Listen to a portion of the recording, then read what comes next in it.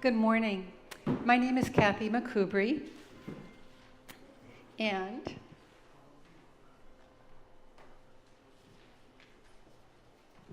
here is my script.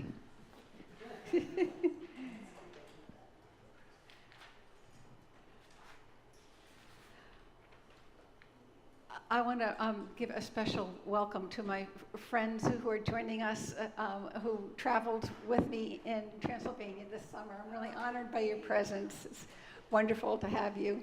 And you're sitting in front of my husband, so you turn around.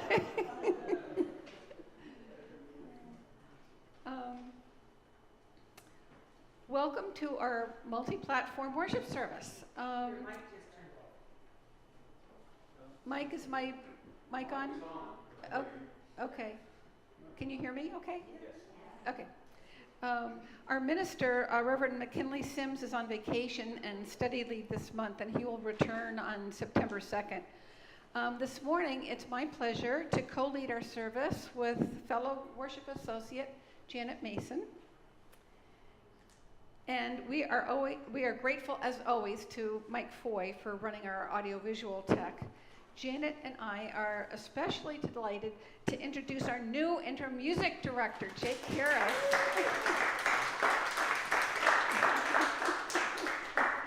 This is Jake's first Sunday with UU's of Mount Airy. Jake is a singer-songwriter, multi-instrumentalist, and choral director who's well-versed in Unitarian Universalism from his time with First Church. So please join us again in a warm welcome for Jake. A few small announcements before we begin. We ask that you silence your cell phone so that we may all be as present as possible in this worship hour. Restrooms are through the door of the children's space and around the corner to the right, and then there are two restrooms on the left of that hallway. Our downstairs bathroom that we usually use at the back of the sanctuary and fellowship hall are under renovation. But we're going to make the bathrooms available before the hall is completed, so we'll move that along. Lastly, we are live streaming this service, and if you are joining us online, you can choose to toggle on the closed captions by clicking the CC button at the bottom of your Zoom screen. This is a UU congregation, which means we are people of many differences, different faith traditions, different racial identities, different gender expressions, and of all different ways of moving through and showing up in the world. And we are people of togetherness who make covenant promises to be together and to act with love for transformation, liberation, and healing. Today's service is about several pilgrimages, journeys that both intentionally and accidentally took us back to forgotten sources of meaning and connection in our lives. So last month, I traveled through Transylvania, the 16th century home of Unitarianism as a denomination. And Janet will offer a reflection on her pilgrimage to Greece and what she was surprised to find. May curiosity and adventure be guiding lights for us this morning. Let us worship together. As we move into our worship space, I'd ask you to sit tall, to support yourself, and we're just going to take 3 breaths. With your first breath, you're welcome to place a hand on your chest, not necessary. Breathe into your hand so you're kind of lengthening that inner space of your torso. So as you inhale, you feel the rising breath and the exhale. And then we're going to place our hands on our ribs, if you like, and breathe into your hands so you feel that expansion of that inner space widening out from side to side. Deep breath.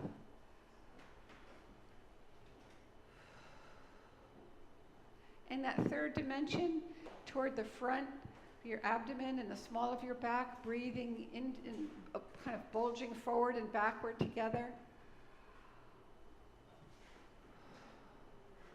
We can actually shape that inner space with our intention of directionality as part of what sends us out into the world. Janet, would you like to lead us on that?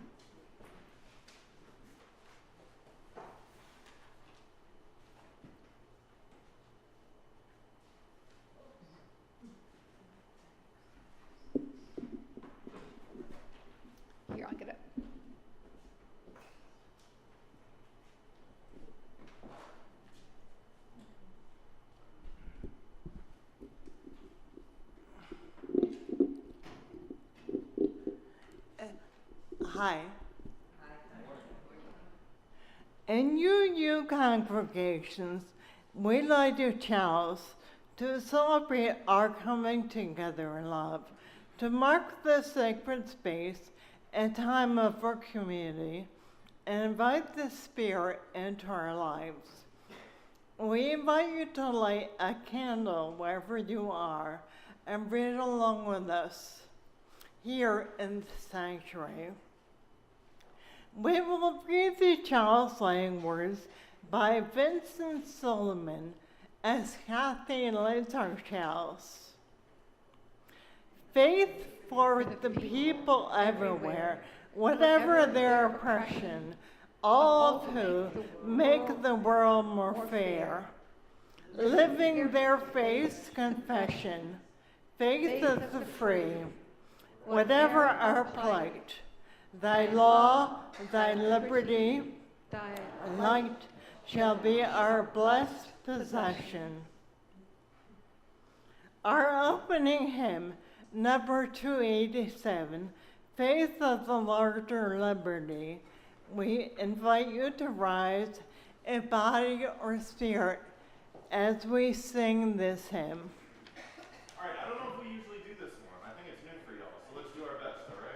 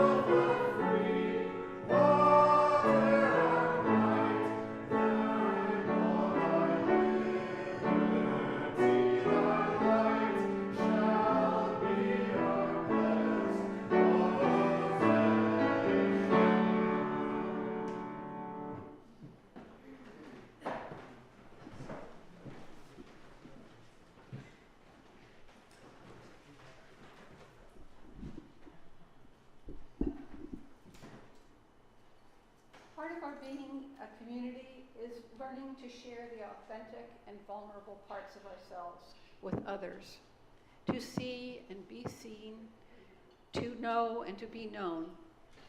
We invite you to share what's going on in your life, to name your feelings and the people on your heart in need of prayer, positive energy, and other support.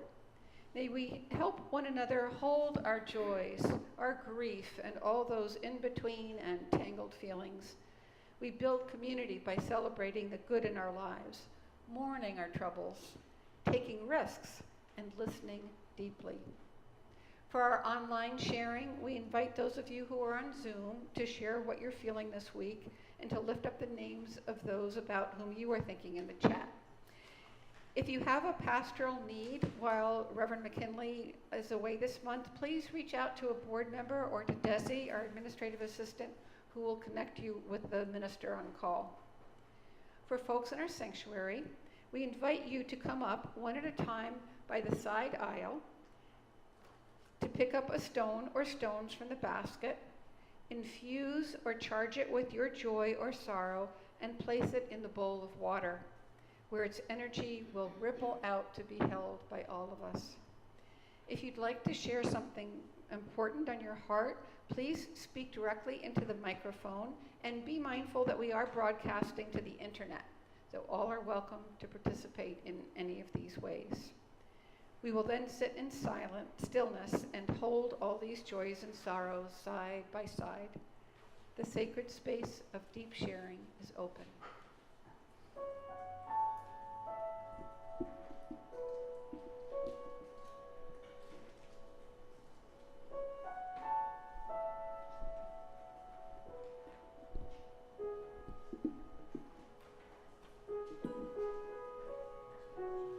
This one.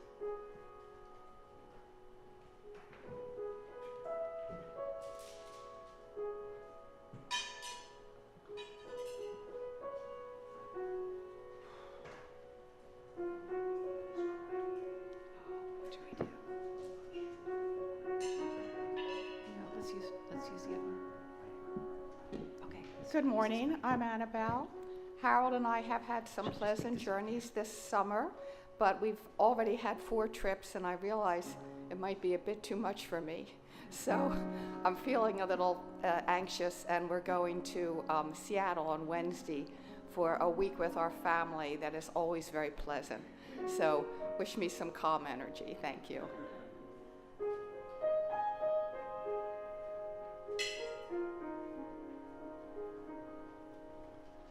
My name is David Tutkenhorst, and I am excited to have my brother visiting from Knoxville, Tennessee, the one with the perfect head back there. He is, this is the first time he's visited by himself, and we've just had an amazing weekend. It's been so fun to be here, so I'm really happy to have him.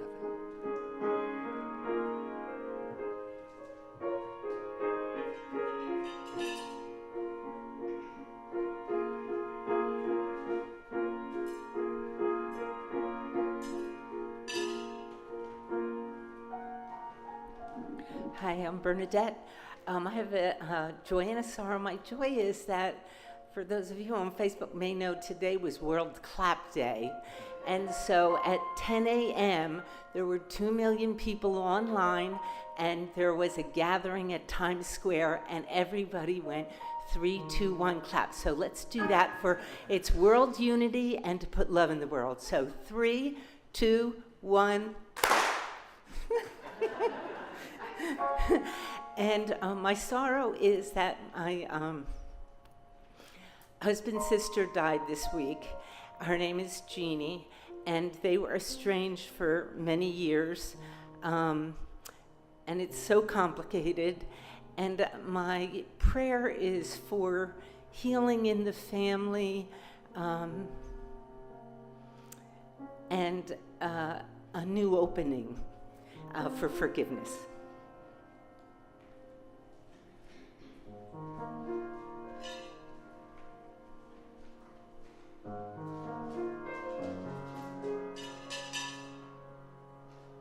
Hi, Louise.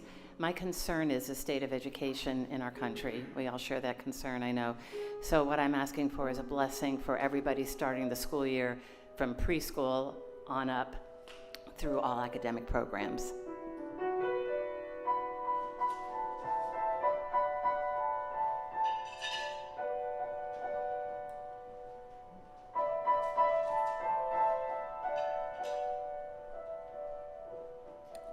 Morning, this is Anne, and my granddaughter was married last weekend, and we really love the person she married, and it was so exciting to see this couple go on their way together, which is where they need to be. It was really special.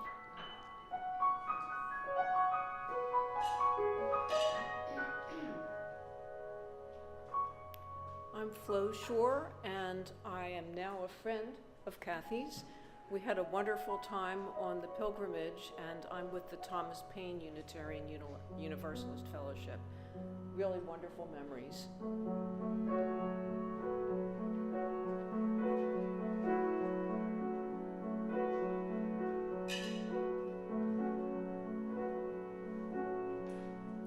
My name is Portia, and my joy today is thinking about new beginnings,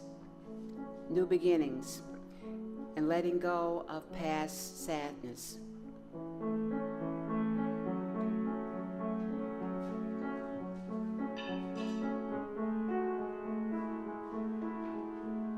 My name is Tim, and been away for about 3 weeks, but last week we were on vacation. But a good friend of mine, I was sharing this with Portia, a good friend of mine, who his family and my family, we were real close ever since we were in first grade. Well, one of his brothers is estranged from the family. And it's been a heartbreaking situation for all of us. He's far-right MAGA, and you know, there's a big difference in how he thinks and everybody else's think. He's heartbroken. I said, listen, I'm going to be away. Why don't you look at the worship service online next week? And he reported to me that he got a lot of uplift from that, hearing what Portia had to say and so forth, right? And he wants to come back. I says, okay, maybe we have another convert. I don't know. But, you know, wanted to thank Portia for her words. He's very, very appreciative of that.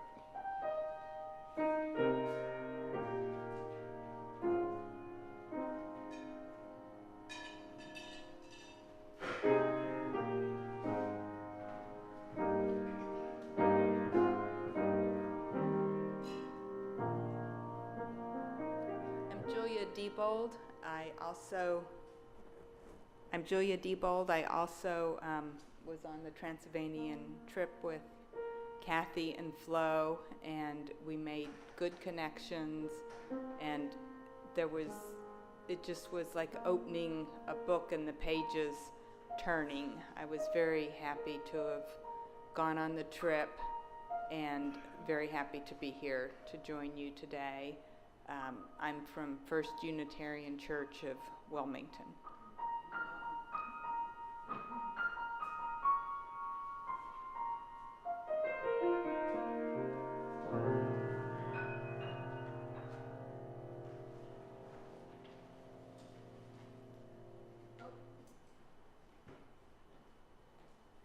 My other mic was crackling, so we're going to switch to this one.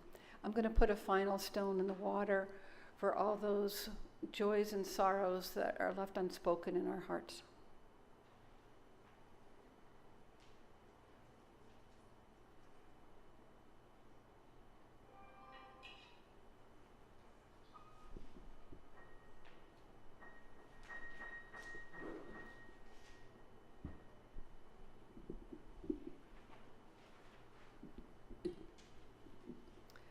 Friends, will you join me in a moment of silence as we honor what has been shared among us and what remains within each of us?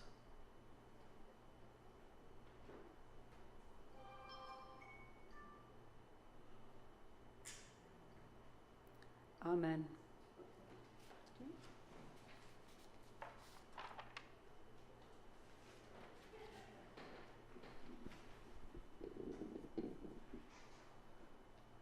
This summer, we have been collecting contributions for Al Bustan, Seeds of Culture, our Change for Change recipient.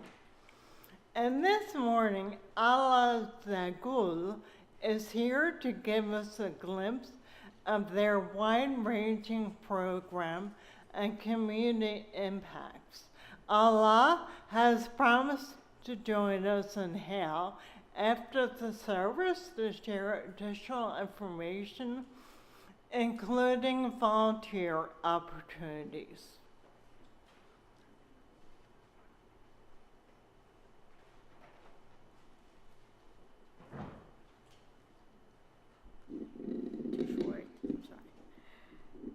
Thank you. Salam alaikum, salam. This means peace be upon you. We usually start our talk with peace. Probably this is why the region all in fire, but yeah. I want to make sure people can hear you. Are you able to hear her in the back? Can you ask Mike to make the mic higher? Higher? The volume. The volume. Mike, could you turn the volume up? Oh, so, oh, wait, okay, so you can like put nice, really close. Yeah. That way? Yeah, yeah. Can you hear me? Okay. So, my name is Ala Zaghloul and I'm from Al Bustan Seeds of Culture. Al Bustan initiated in 2003 by a loving mother who had 2 kids, and she wanted to make her kids connected to the Arab culture. And she was an amazing artist. Her name is Hazami, and she was a friend of Cathy as well. Al Bustan is dedicated to celebrate the diversity and empowering the Arab community to express themselves and to give more introduction about the Arab communication and Arab arts and language. We have a lot of programming to reach that objective and this mission. One of the most amazing programming that we have, and actually this is how Al Bustan started, is the summer camp for kids. It started in 2003 with Hazami, for sure, just her 2 kids and friends of them. And then it turned out to a beautiful ritual every summer. And this amazing summer camp is usually celebrating diversity and the community in language, arts, percussion, and a lot of activities that kids are involved in. And actually linked to the educational program that we have contributed or collaborated with almost 5 schools in the area with after school and in school programming, teaching kids percussion, visual arts, and language as well. We also have Arabic language program, and it's amazing program because most of our attendees and most of our students are people who are married to Arab person and or they want their kids to learn Arabic. And it's so ironic because while I was coming into it here, my left right, she was turning on the FM, and the presenter was talking about a fact that we usually forget, that the numbers that we are using right now in the US are the Arabic numbers.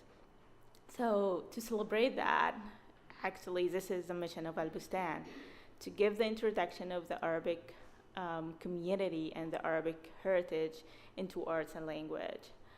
One of our amazing programming as well is art exhibitions that celebrates and empowering Arab artists from all over the world, local and coming from all over the world, to showcase their amazing art into our space and give them the space to express themselves and to showcase the power of communicating through art. This all connects to the Arab heritage and the amazing culture that we share together. For the news services that we have, we also share this amazing contributions and the diversity for our community through fellows that write a lot of articles about our community and accomplishment that they do in Philadelphia and how they contribute to the community as well. This is how we do, and this is how we trying to preserve our heritage through programming, art, and language. And asking you all to join our community and kind of celebrating the diversity and knowing more about the Arab community in Philadelphia and the Arab heritage as well. So thank you all. And I hope you enjoy, if you follow up Al-Bustan, I hope you enjoy our programming, and I can see you in our exhibitions. Thank you so much.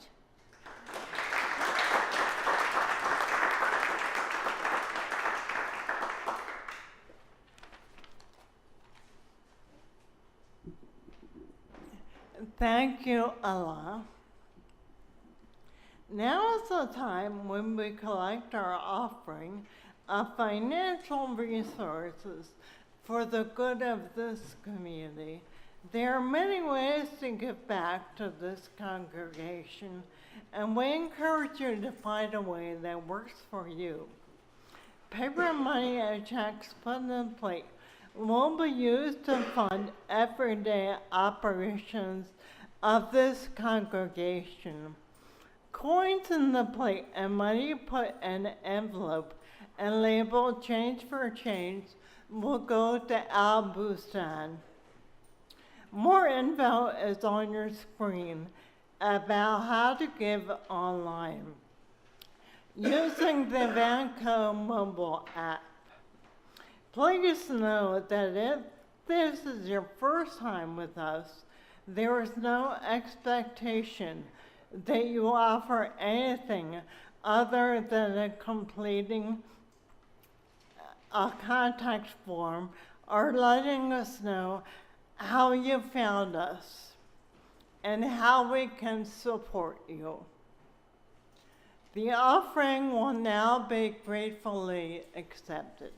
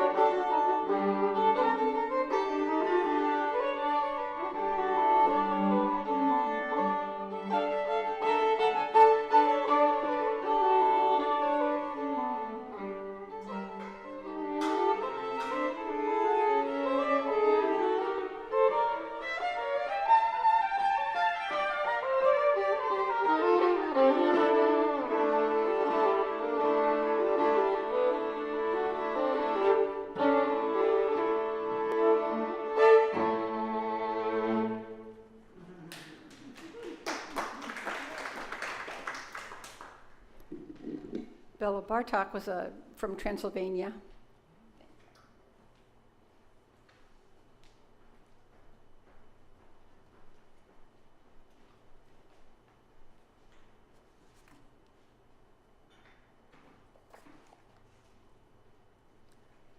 I'm going to bring up these slides in front of me too, so I'm not twisting my neck around looking at them.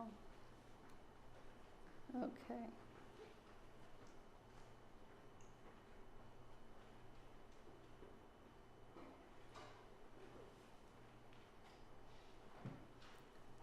Faith of the Free, that's us.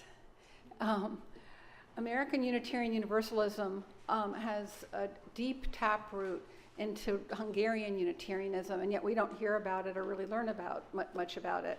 But the reason why it's considered the found, the source, the origin of Unitarianism as a Christian denomination is because of the Reformation during the beginning of the Enlightenment, when first the Calvinists broke away from the Catholic Church, and then the Lutherans, and then a Calvinist preacher named David Francis, or Francis David in English,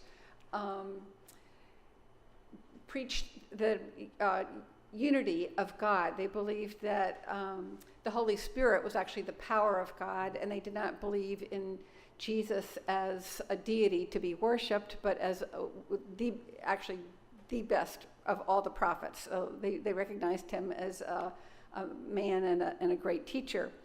And one of the reasons, today, the Hungarian Unitarian Church does have a creed and ecclesiastical hierarchy with a bishop at the head of it. And it is, part of our history as a Christian denomination in the States.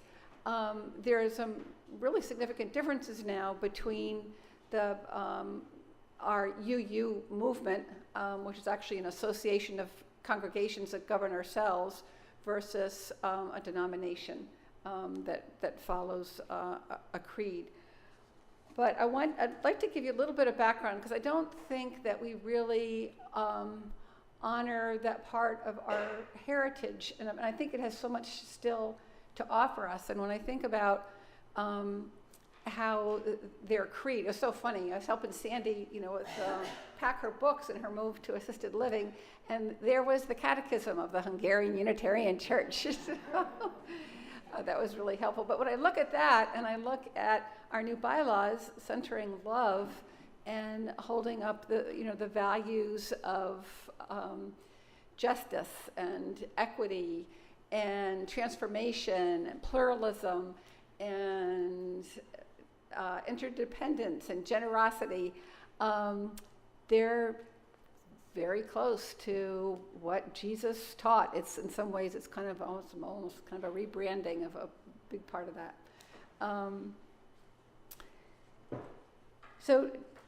Many people may not be aware that Transylvania is a region in Romania now that was traditionally Hungarian. Let's see if we could go to the next slide, 21. So this is a really funky topographical map that was on the wall at the botanical garden that Flo and I visited, but it really helped me get the picture. So you can kind of see, let's see if I can hold this mic.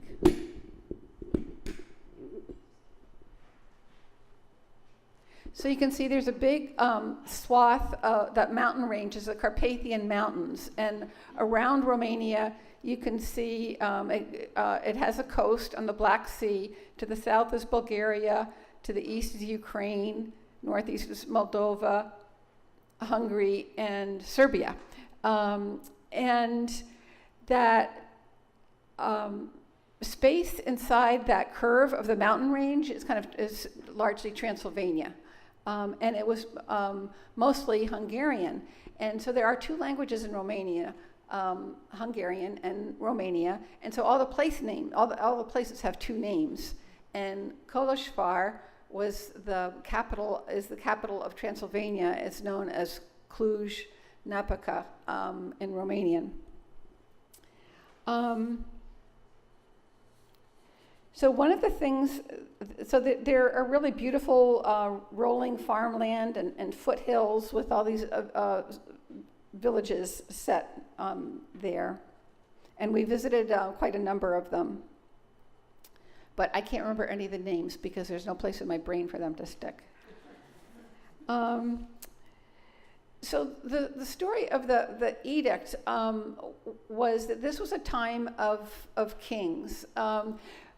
Because of the protection of that arc of the range, it was being fought over, contested by the Ottomans and the Habsburgs. So meanwhile, Transylvania was kind of a vassal state, kind of semi-independent, and it was governed by kings. So King Sigismund was influenced by he was a Calvinist preacher at the time, Francis David, and Francis David could have influenced King Sigismund to decree that all of Transylvania would be Unitarian. But instead, they argued for a proclamation of religious tolerance and freedom of conscience, which was kind of the first time that those things were really kind of institutionalized. Unfortunately, King Sigismund on Francis David decided that he was an innovator, which was a dirty word in the church at the time, and he was imprisoned in a citadel that was built on a Roman ruin on top of a mountain that we climbed up and to kind of honor a monument there where he died. So, what was that? Do we know?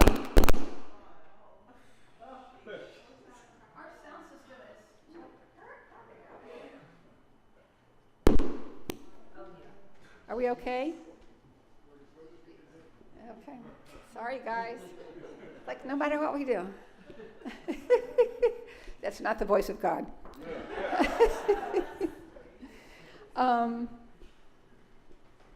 So we actually, Unitarianism had a very early martyr. And in 2018 was the 450th anniversary of the Edict of Torda, and a really beautiful monument was designed by a Romanian sculptor. If we could go to, let's see here, I'll wake this up. I'm going to hold this connection so we hopefully won't have that shock again. Here we go. Could we see slide 26, Mike? Yeah, just zip ahead. Here. So this on that monument to the left, there was a design contest, and the initial concept was, Jacob's ladder, and where you see that break, this actually symbolizes, the opening from the edict, like the pages. And as you go up, the rungs of the ladder break free into the freedom of thought in the sky. It's quite moving to be there. It's a really, kind of an uplift.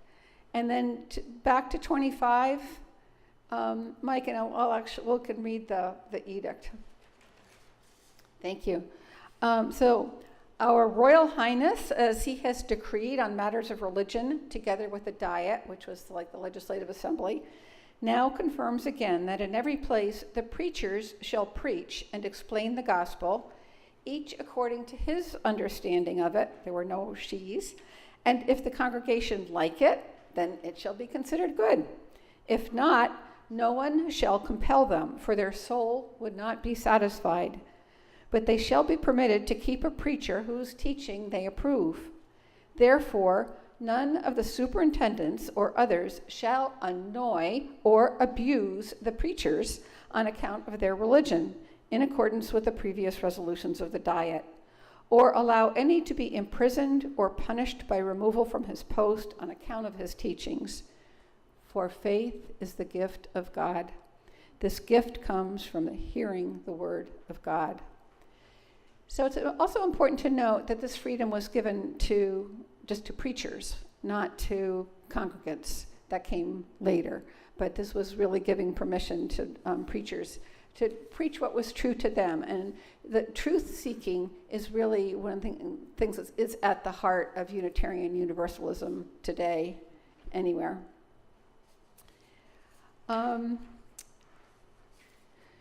So let's go back to 22, Mike. So one of the things that, because of their kind of somewhat protected status and being semi-independent, during the Enlightenment, the Hungarian Unitarian Church had an opportunity to flourish, and it was a period of very high culture and advanced academic study, and they formed, there was a seminary, and that still exists today as a school through high school and college. They have one master's degree program there as well, and it goes all the way back. So they built these. The shield on the left is the shield of the Hungarian Unitarian Church, and it symbolizes that's an Asian dove. They were everywhere, and they sound wonderful. Peace. And the Ouroboros represents wisdom, and the crown represents the kingdom of God. And on the right is probably the oldest Unitarian church that we visited that was built on a Roman fortress. So the towns were distinguished by how many towers for protection they had. You might have a town that had a village with a church that had 4 towers, or 3, or 2, or 1. And this is actually a UNESCO site. It's a medieval kind of Unitarian site it's really amazing to visit.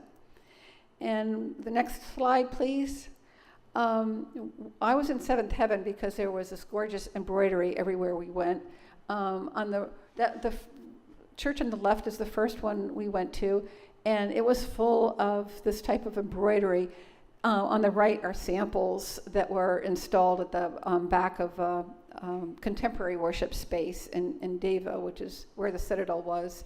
And the next slide, so you can see the small rural church as well as very grand urban sanctuary that's next to the church.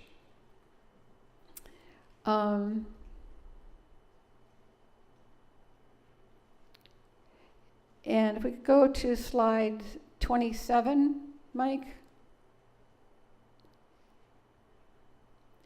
This is, we were in this church, and that was the seminary to the left of it, in Kolashvar. And it's really very, very beautiful. So you can see that it really was a well-established institution. But not forever, and that's the story that I want to tell you briefly. So we had the Edict of Torda, and then 4 years later, Francis David was imprisoned and then died. And then there was a period of oppression of Hungarian Unitarians for 300 years. So today they have a legacy as an oppressed minority, and this has taken many forms over the years. There was, the resurgence of Catholicism with the Counter-Reformation during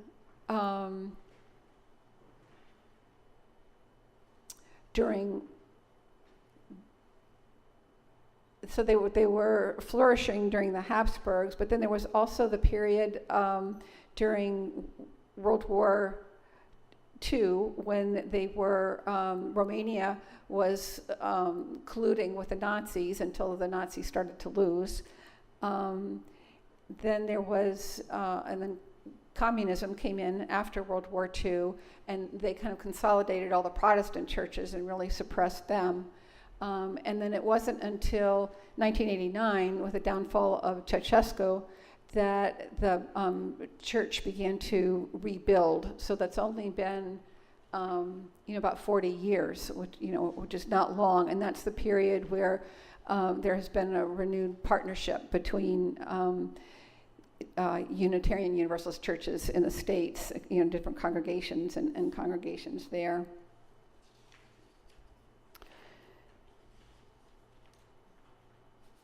So there's a big contrast. So across Transylvania, these cooperative agrarian practices from the small farms, celebrating and grieving personal milestones together, sharing civic responsibilities, worshiping a unitary God, and following the teachings of Jesus have been woven into a religious way of life in villages that are mostly Unitarian. Many Hungarian Unitarians still live by the spiritual values of communal living as a matter of centuries of old Christian traditions. And the contrast between the peace of relatively homogeneous communities of Hungarian Unitarianism with its bishop and Christian catechism, with the tensions of pluralistic Unitarian Universalist congregations and our legacy of fierce individualism, largely reinforced by white supremacy, is quite striking. So while Hungarian Unitarians are still considered to be religious liberals in their homeland, they're also known to take socially conservative positions and have been slow to accept the full range of gender expression. And they have championed Hungarian identity, even some of them supporting Orban's purification of Hungary in face of the waves of migrants across Europe. But this is also due to the long history of oppression of ethnic Hungarians in Transylvania.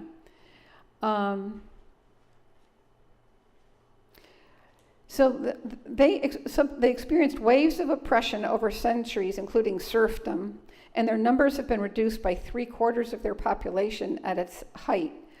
So after a flowering of culture and higher education in Kolozsvár for nearly 200 years, when the seminary and schools were established, Transylvania was the vassal state that we talked about. And so it had its own identity, but then which was very, that wave of nationalism in the mid-19th century. But then after, it was finally subsumed by the Austro-Hungarian Empire. But then after World War I, it was by treaty, it was separated from Hungary and put within the border of Romania.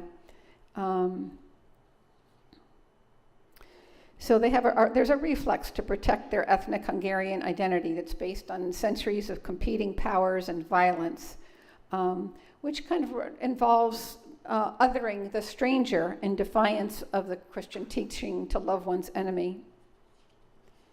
So growing up in a humanist fellowship in the 60s, I was imbued with lessons about Jesus as a great teacher, but only since my trip have I really appreciated the Christian roots of our ideal of beloved community, as well as our kind of rebranded commitment to centering love and living our values, many of which Jesus embodied, as well as other prophets.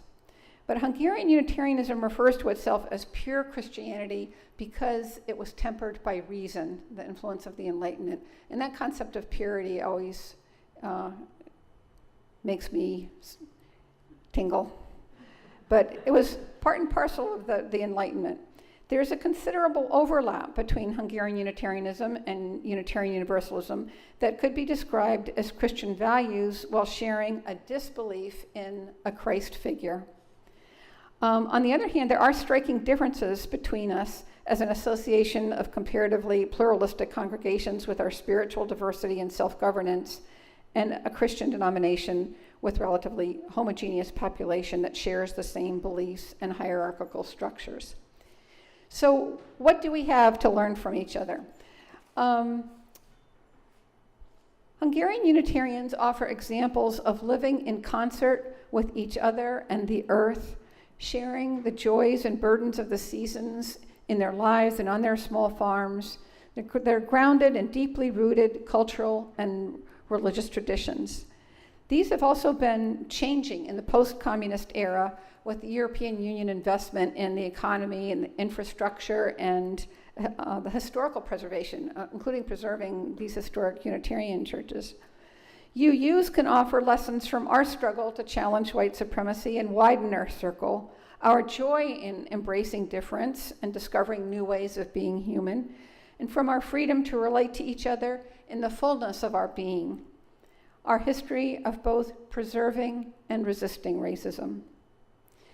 So one of the ways I've also tried to understand that crossover is by looking at the work of a particular text by Howard Thurman, a Unitarian minister, called Jesus and the Disinherited. And it's interesting to think about the challenge to the Hungarian Unitarians as an oppressed minority. Thurman talks about how life under oppression makes great demands on the hearts and souls of the dispossessed. He says, fear, hypocrisy, and hatred, the three hounds of hell that track the trail of the disinherited, are really something that require a kind of creative discipline of the spirit, not to give into those.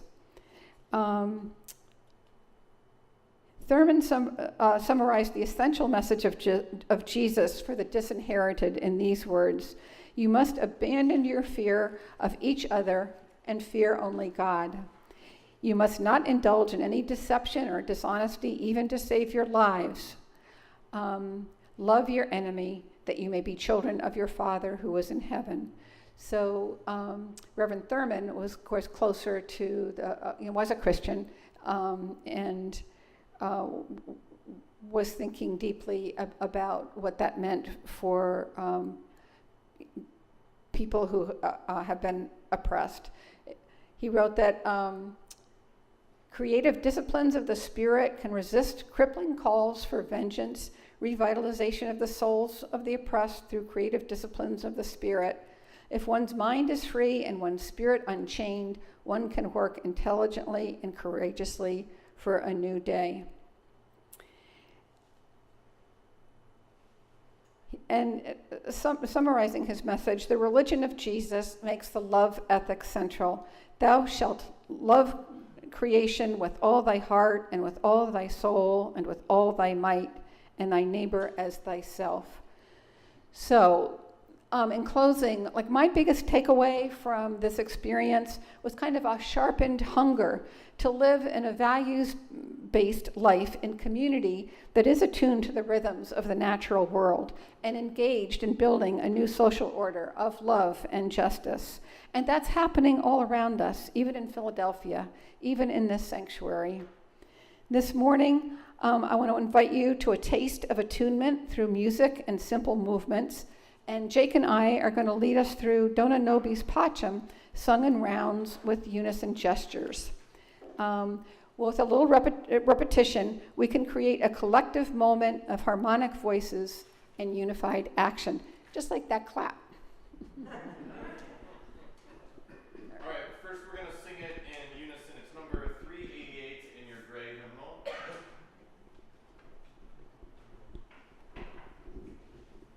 We're going to sing it in unison, maybe like 2 times through just so we get it, and then we're going to learn the gestures, and then we're going to sing it as a round, okay? Let's do, since it's 3 verses, let's do the one time through the 3 verses. Okay, Yeah, sounds okay, good. good. One time through the 3 verses, number Okay. 388. Here we go. 2, ready.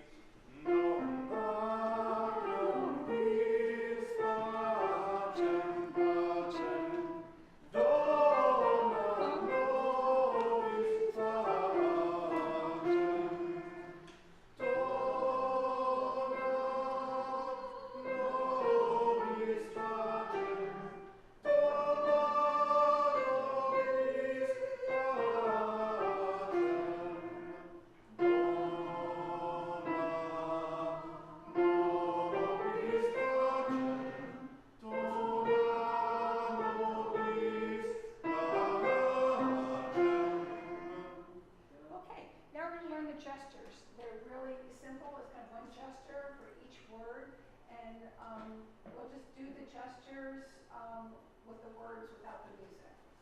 So it's Dona, Nobis, Pacem, Pacem. Okay, so we're not going to do it like we're flapping our arms around. We're going to work towards some intention and so that we're communicating some meaning with our movements. So what I'd like you to do is find where you feel grounded, where you can draw energy up through your floor or your seat, and draw from your heart and extend that energy as a gift. If you're welcome to stand up if you like at the stage. We're going to stand up on the next round too. So we're going to draw up. So we're going to Dona, and then so we're offering, and then we're accepting, and then we're holding and releasing. So I want you to draw from your center, offer it out through your fingertips, open your palm to accept, bring it home, hold it, and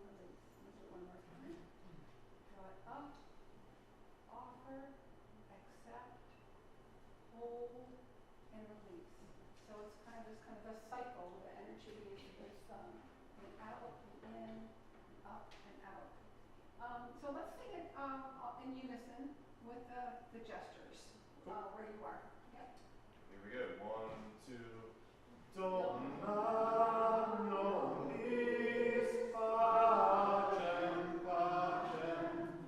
Dona nobis pacem. Dona nobis pacem, pacem. Dona nobis pacem. Did I miss one? Dona nobis pacem. Dona nobis pacem. Okay, now for the fun part. I'm going to sing it in a 2-part round. But first I'm going to ask you, those of you who are able to rise to your feet, and we're going to create some space. So those of you who are on this side are going to face this corner here, so you have some room, although we have lots of room. And those of you on this side are going to face the opposite corner. So the two sides of the sanctuary will be actually reaching out towards each other. Okay. So let's sing it once through with the standing with the gestures in unison, and then we'll do it with the round. And one of the ways that we begin to come together is through the repetition. You begin to find where that energy is coming from. You begin to see who you can connect with. You begin to feel the energy. Okay. 1, ready.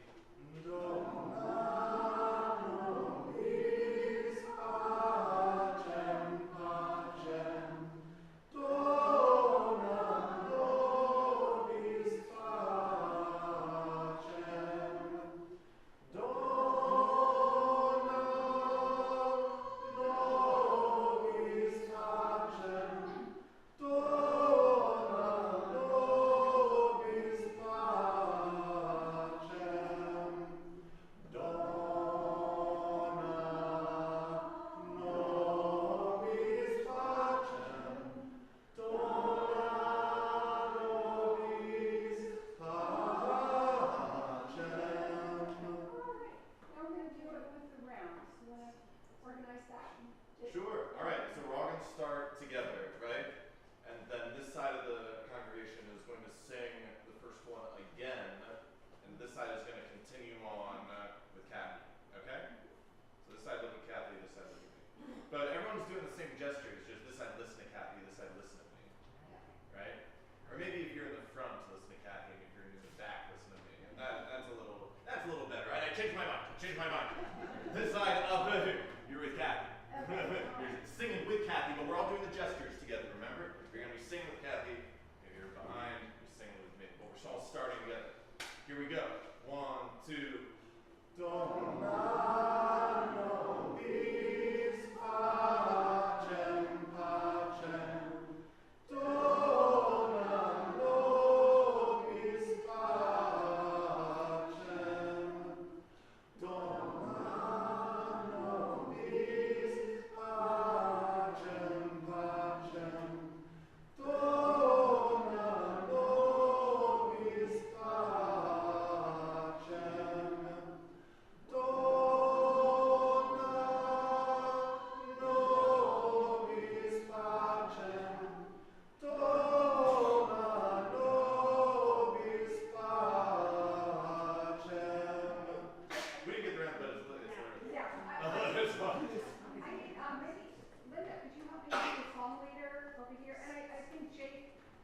With dividing the front and back, it changed my directionality with our gestures. It We did, want our you're right. spatial clarity. Yeah, yeah.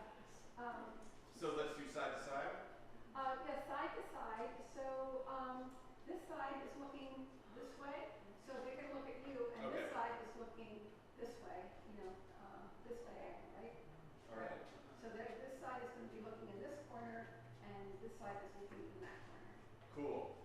And Linda's going to help you as a song leader. Yes. So after the first round, Linda, you're going to keep singing the first part, Yeah. and then this side we're going to sing the first part again. Got it? So we're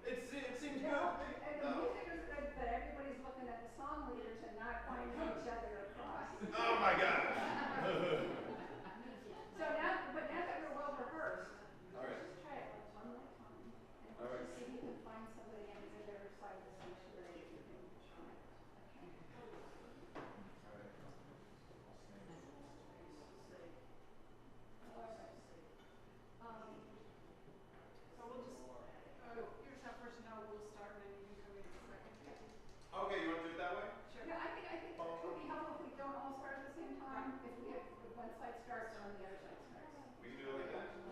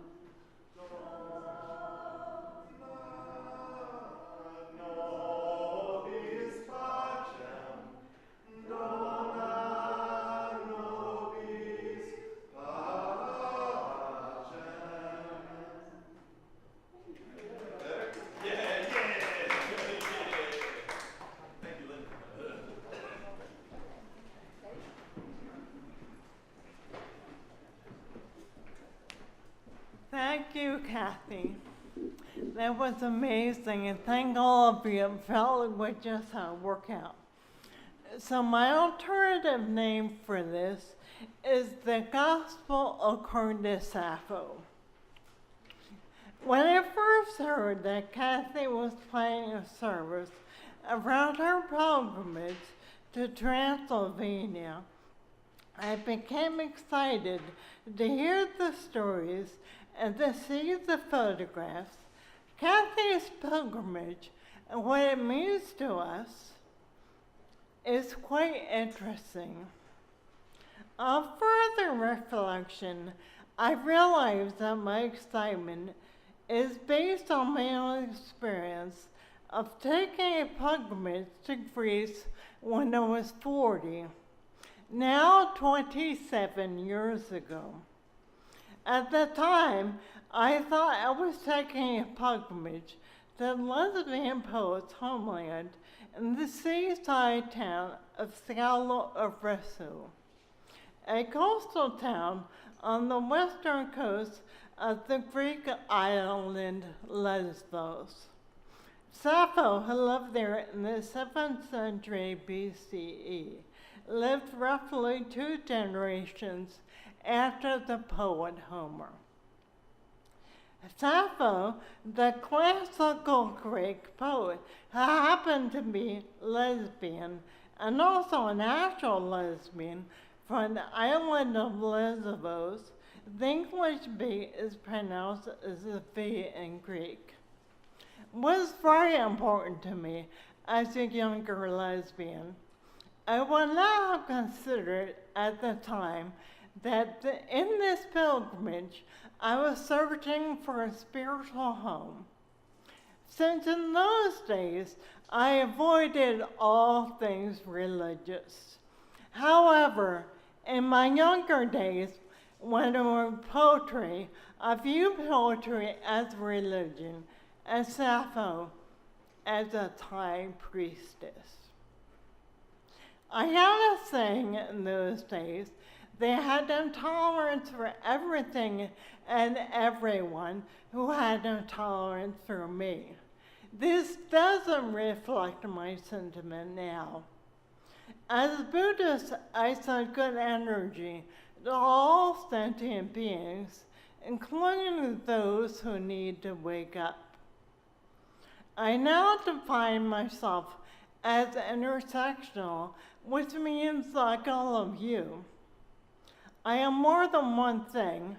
In this later chapter of my life, I realized that my pilgrimage to Greece was also about something else. I spent the summer editing 2 different books of mine that are scheduled to be published next year. Since this is something that rarely happens, in fact, it has never happened to me before, I have been thrilled. The book I am editing now, Lost, A daughter navigates father loss and discovers what it means to belong is a memoir written about the changes I went through in the 5 years after my father's death, now almost 10 years ago. In rereading it, I've had to reflect on many uncomfortable truths about my life. I grew up in a working class suburb where difference was not tolerated, to the point where some people tried to erase it with violence. I write about how this experience sowed the early seeds for me becoming a Buddhist, and how taking a breath, detaching, and having compassion for all is a survival skill. Another major thing that shaped me is I grew up hearing about an image of the Parthenon on the Greek Acropolis on the apartment wall in my father's and his family's, in which he was the oldest of 5 children, of his Fishtown home. Fishtown is an inner city Philadelphia neighborhood, which at the time my father was a boy, was a neighborhood populated by poor European immigrants. When I read through my memoir this summer, I reflected that arriving at the Great Parthenon may have been the point of my pilgrimage, or at least it is now. I particularly felt this way when I read the following passage.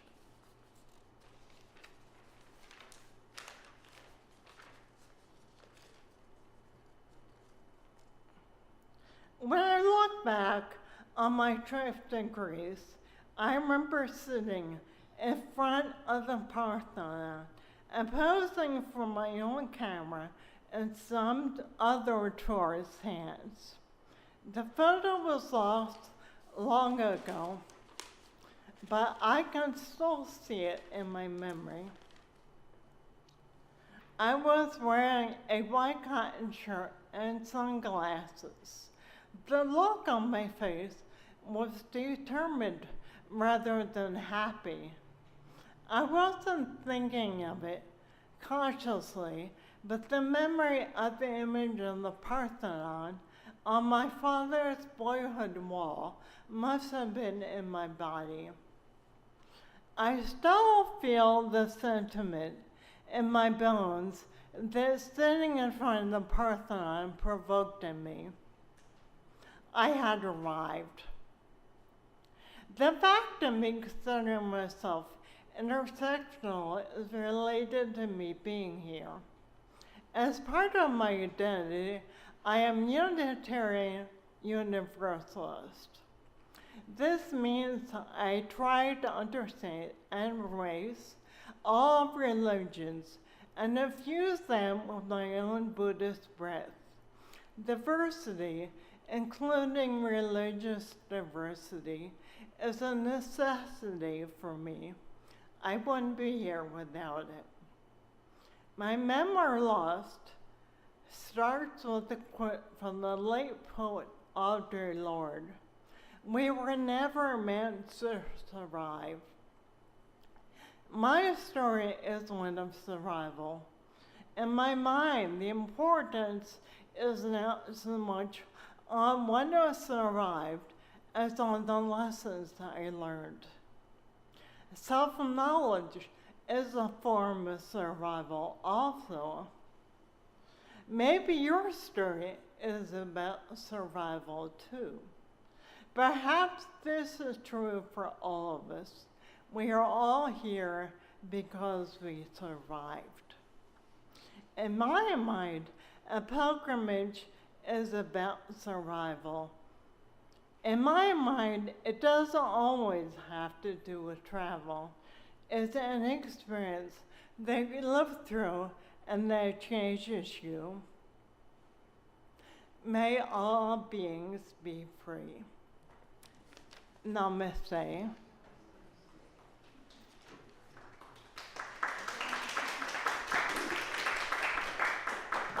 Thank you, Janet. As we get ready to extinguish our chalice and end the worship service, please remember that everyone is welcome to come and enjoy refreshments and conversation in the Hale Lounge through this door, and to learn more about Al Bustan. Folks on Zoom are invited to check in with each other. The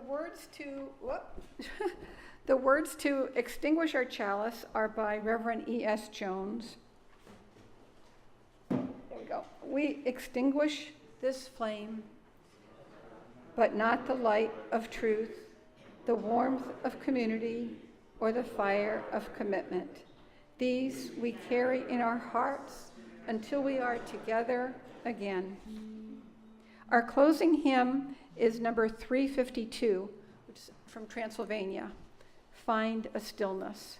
We invite you to rise in body or spirit as we sing this hymn together.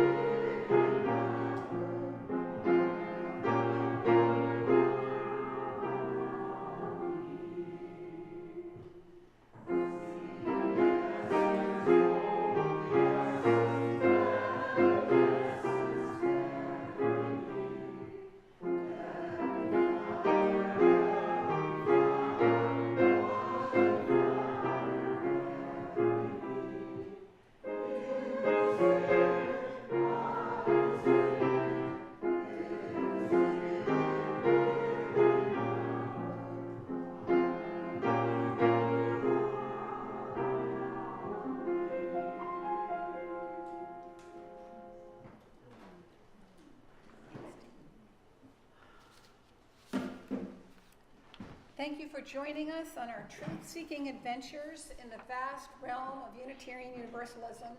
May everyone come home to such a loving and thriving community as we are growing here. Welcome, Jake. Hey, thanks.